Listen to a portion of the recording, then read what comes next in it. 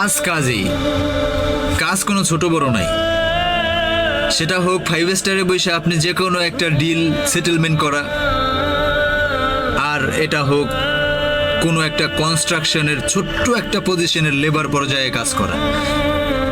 নবী করিম সাল্লাল্লাহু আলাইহি সাল্লাম সবসময়ের জন্য পরিশ্রমকে সম্মান করতেন, আর নবী করিম সাল্লাল্লাহু আলাইহি সাল্লাম যেটা পছন্দ করতেন আল্লাহ পাক রব্বুল আলামিন সেটা সবসময়ের জন্য পছন্দ করতেন।